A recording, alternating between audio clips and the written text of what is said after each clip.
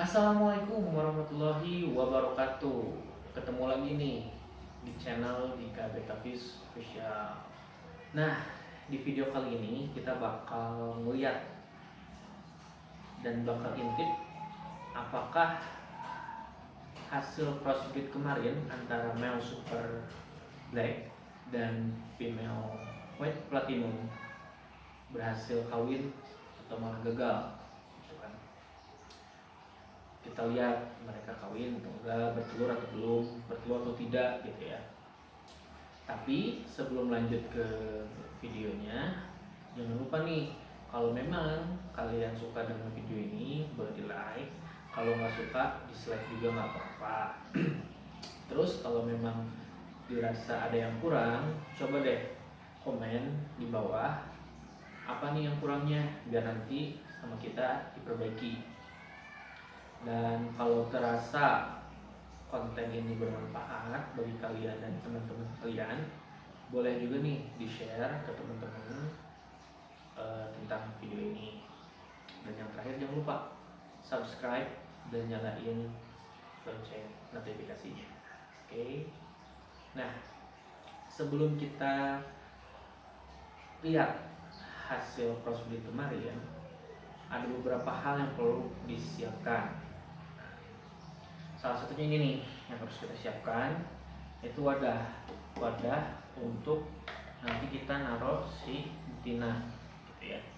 Nah, sebelumnya wadah ini saya udah isi dengan air endapan selama 1 malam. Di dalamnya itu udah saya campurin garam ikan, terus daun ketapang ya, daun ketapang sama obat biru atau methylene blue. Nah, di sini saya pakai ketapangnya agak banyak nih, karena biasanya habis proses perkawinan si betina itu rusak karena dihajarin sama jantan. Nah, sepengalaman saya, kalau setelah kawin saya suka kasih ketapang yang pekat kayak gini. Nih, ketapangnya pekat kayak gini supaya si ikan itu terasa nyaman, si betina itu nyaman. Dan oh ya, saya di sini pakai toples 2 liter karena ini 2 liter lebih besar sih, lebih bagus ya. Tapi saya pakai ini aja 2 liter. Nah, balik lagi ke tadi, pengalaman saya ngebreed. Setelah dibreed kan hancur tuh si betina, si ekornya luka lah. Nah, dikasih air ketapang yang pekat ini biasanya mereka lebih nyaman gitu ya, lebih nyaman, fokus ke pemulihan, jadi lebih cepat lah pemulihannya begitu. Setelah semua siap, baru deh kita coba intip rekaman pengantinnya, apakah mereka kawin atau enggak. Oke, cek. Nah, teman-teman, sekarang kita udah di depan akuarium yang kemarin ya, di tempat penjodohan yang kemarin. Di sini sengaja nih sama saya ditutupin kayak gini kiri kanannya, sama atasnya juga. Supaya apa? Supaya mereka yang di dalam itu ngerasa nyaman, ngerasa tenang, dan ngerasa nggak keganggu untuk kawin gitu ya. Nah, sekarang kita coba lihat apa mereka udah kawin dan udah ada telurnya atau belum. Gimana hasilnya? Yuk kita coba lihat ya. Kita buka. Bismillah. Nah, alhamdulillah ya. Ternyata di sini udah ada telurnya. Udah ada putih-putih nih. Udah ada putih-putih. Dan si jantannya juga udah kelihatan ngejagain terus ya di bawah. Di sini kalau kelihatan ada putih-putih, sebenarnya ada telur.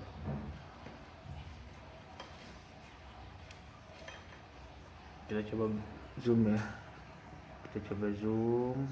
Nah, tuh ya, kelihatan kan tuh ada putih-putih tuh dalam gelembung. Dalam gelembung ini nih ada putih-putih tuh. Di sini ada putih-putih dan jantannya udah agresif ngeliatin ini, protect gitu. Terus gimana nih kalau misalkan media breednya di baskom atau di wadah yang kebening kayak kaca gini, gimana dong ngelihat mereka udah kawin atau belum, udah ada telurnya atau belum, gimana caranya? Nah, caranya seperti ini. Kalau misalkan medianya itu nggak bening, nggak kaca, kita pakai cara gini nih untuk ngelihatnya ya. Kita coba lihat dari atas. Nih sarang busanya.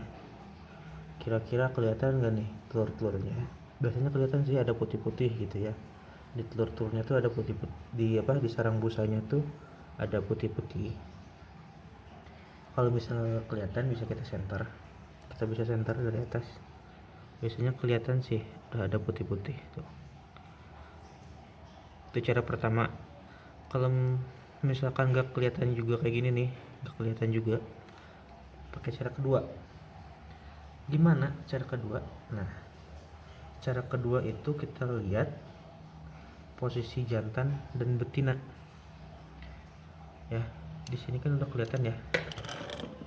Si jantannya ada di bawah sarang busa terus. Jantannya ada di bawah sarang busa terus, mondar-mandir, dan si betinanya biasanya ada di pojokan atau di bawah daun untuk sembunyi. Kenapa dia sembunyi? Karena si betina kalau ngedeketin sarang busa biasanya bakal dihajar nih sama si jantan. Jadi dia memilih untuk menjauh. Ya, kelihatan kan ya tuh. Ada betinanya ada di bawah daun tuh, itu betinanya. Karena biasanya kalau udah kondisi kayak gini biasanya udah ada nih telurnya nih. Kenapa bisa tahu gitu? Karena kan betina tadi udah dipisahin ya, udah menjauh. Karena di ikan cupang itu biasanya setelah kawin si jantan bakal jaga telur sampai si telur itu menetas, sedangkan si betinanya bakal menjauh tuh, bakal diusir sama si jantan kalau kelihatan. Dan si betinanya harus kita pisah, kita angkat dan biarin deh si jantannya jaga telur sampai telurnya menetas begitu. Oke teman-teman, kalau proses perkawinan ini udah selesai, di sarang busa ini udah ada telur, dan di pojok sana si betina udah mojok terus, udah terpojok sama si jantan nih. Sekarang waktunya kita untuk pisahin antara betina dan jantan. Kita angkat nih, si betinanya kita angkat, terus kita masukin deh ke wadah yang udah disiapin tadi. Nah, nih ya, kita masukin si betinanya ke sini, karena untuk menjaga agar betinanya nggak mati dihajarin terus ya. Nah, coba kita pisahin dulu ya betinanya. Ingat pelan-pelan aja biar nggak bikin gerakan yang ngagetin si jantan, karena kalau jantan stres juga nanti malah ngacak-ngacak sarang busanya ya. Kita pelan-pelan aja, pelan, terus kita masukin deh sini betinanya. Nah, oke.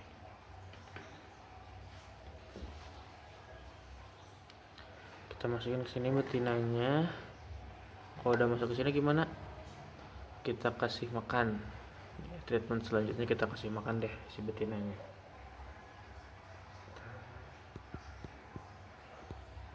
Nah, kelihatan nggak ya si betina?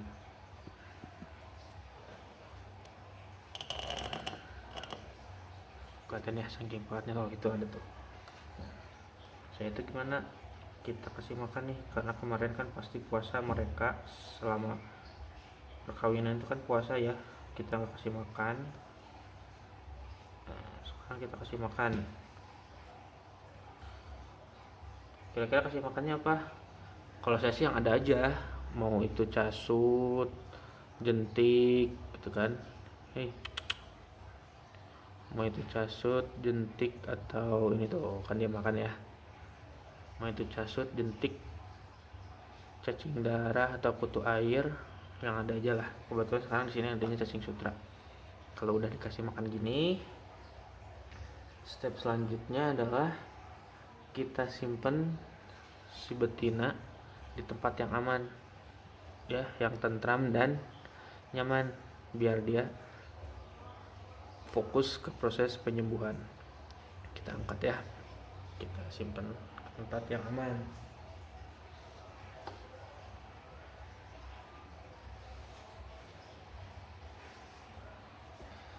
Terus gimana nih sama si jantan? Nah, si jantan kayak kata saya tadi, kita biarin aja jantan di kolam ini, di wadah ini, agar dia bisa jaga telurnya sampai menetas. Kalau mau dikasih makan juga boleh ya, boleh banget kalau juga mau dikasih makan si jantan. Tapi sepengalaman saya, jantan biasanya kalau lagi jaga telur itu puasa gitu. Makanya kita ngasih makannya itu jangan overfeeding, jangan kebanyakan. Kenapa? Karena kalau kebanyakan nanti si makanannya tuh kan gak kemakan tuh karena puasa. Nah, nanti malah jadi ngotorin itunya, ngotorin lingkungannya. Maka dia mau makan ya gitu-gitu aja. Nah, biarin lah